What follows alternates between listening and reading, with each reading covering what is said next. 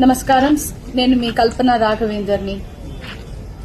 News లో, మీడియాలో నా గురించి, నా భర్త గురించి ఒక తప్పైన ఒక విషయం సర్క్యులేట్ అవుతుంది.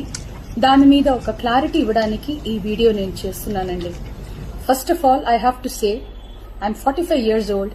ఈ ఏజ్ లో నేను PhD చేస్తున్నాను, LLB చదువుకుంటున్నాను. అన్ని మా హస్బెండ్ ఎంకరేజ్మెంట్ వల్ల.